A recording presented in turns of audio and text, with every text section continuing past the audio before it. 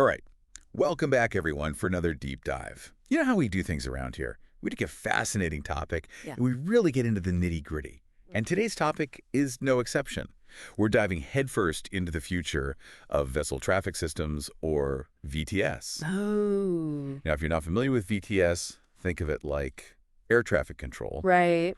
But for the seas, it's all about keeping ships moving safely and efficiently. But what's got me so excited is that Yeah. the source material we've been digging into Mm-hmm. paints a picture of a future for VTS that is radically different from what we see today. And we're not talking about some far-off sci-fi fantasy here. Yeah. This is happening now, Yeah. and it's driven by some truly mind-blowing technological advancements. I'm talking digital twins Oh, yeah. of entire ports, AI captains guiding ships. It's wild stuff. Absolutely. And to help us navigate these uncharted waters, we've got an expert in maritime technology joining us today. Glad to be here. Now, let's start with something that really caught my eye in the research. Digital twins. Can you break this down for us? What exactly is a digital twin in the context of VTS? So a digital twin, you can kind of think of it as a super detailed Right. virtual copy of a real port. Imagine a 3D model of a port. Right. But it's not just a static image, it's dynamic. It's updating in real time Oh, wow. with data from all sorts of sources. We're talking about the position of every ship, the status of every crane, Wow. even things like weather conditions and tides. All of this information is fed into the digital twin, Yeah. creating this incredibly accurate mirror of what's happening in the real world. So it's like a living, breathing simulation Exactly. of the entire port ecosystem. Absolutely. And what kind of possibilities does this open up? Why are digital twins so transformative for VTS? Well, I think the biggest potential lies in safety. With a digital twin, Okay. VCS operators can basically simulate different scenarios and yeah. see how things play out before they actually happen in the real world. Imagine you're bringing a huge container ship into a busy port. With a digital twin, you can run a simulation and see if there's any risk of collision with other vessels. You can optimize traffic flow, Okay. see how the port would handle a sudden storm. It's like having a crystal ball. So it's about being proactive instead of reactive. Exactly. Anticipating problems before they even arise. And I imagine this could have huge implications for the smooth flow of global trade. Oh, absolutely. I mean, when you can prevent accidents Right. and optimize traffic flow like that, you're talking about saving millions of dollars in damages, Yeah. reducing delays. And ultimately, those savings could be passed down to consumers. It could make everyday goods Right. cheaper and more readily available.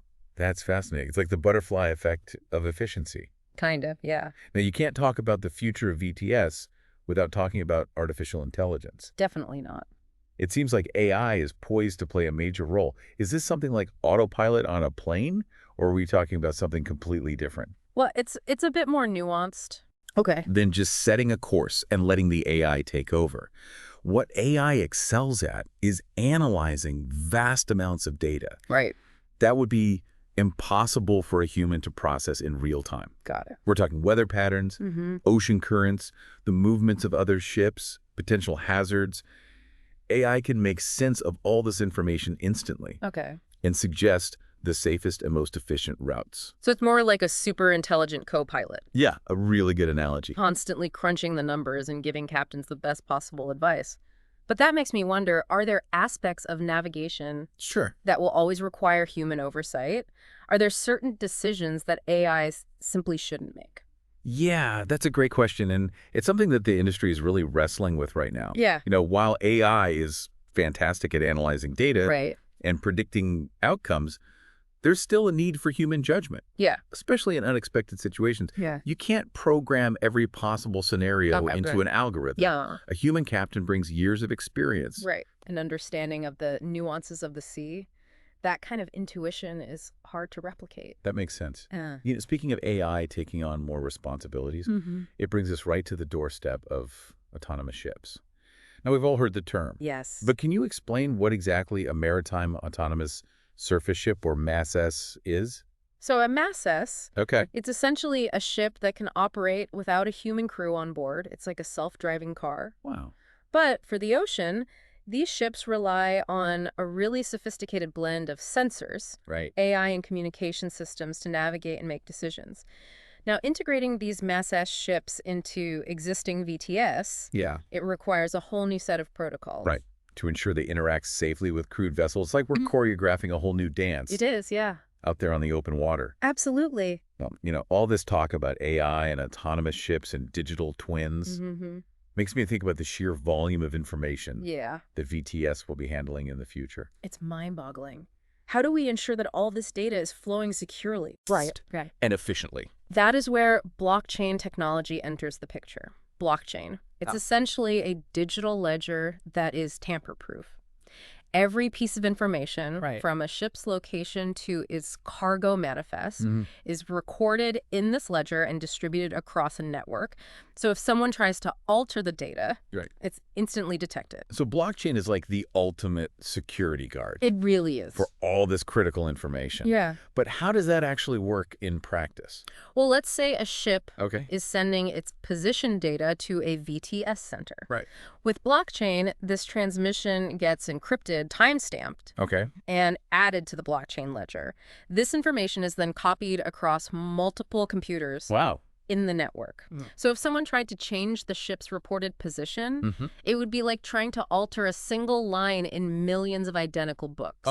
It just wouldn't work. That's incredibly clever. It is. So we've got digital twins, AI, autonomous ships, blockchain. It's like a technological symphony. It is a lot. But it doesn't stop there, right? What about the role of satellites and remote sensing? It seems like VTS is gaining a god's eye view of the seas. We are definitely moving beyond traditional radar systems. High-resolution satellite imagery allows us to monitor vast areas of the ocean that were previously blind spots.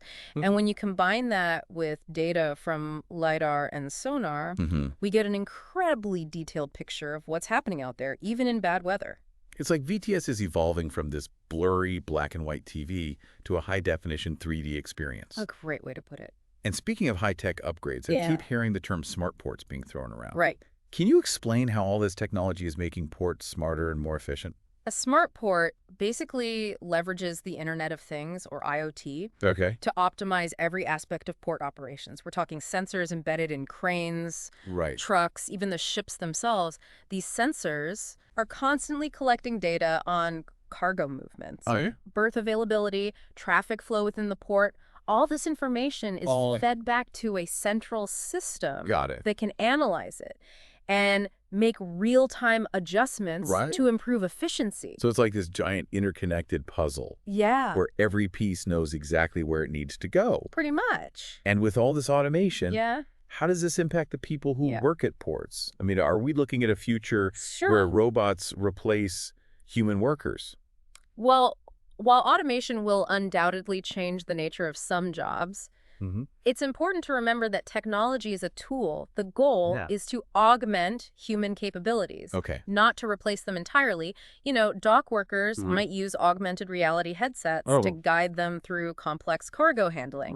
Or port managers might use AI-powered systems to predict and prevent bottlenecks in the supply chain. It's like giving everyone superpowers. But with all this connectivity, all this data flowing back and forth, doesn't it make us more vulnerable to cyber attacks? Cybersecurity is absolute crucial. Next generation VTS systems need to be built with robust defenses against hacking and data breaches. We're talking about multi-layered security protocols, real-time threat detection, even using AI to identify and mitigate potential vulnerabilities. It's an ongoing battle, but one that we have to take very seriously. Absolutely. So we've talked about safety, efficiency.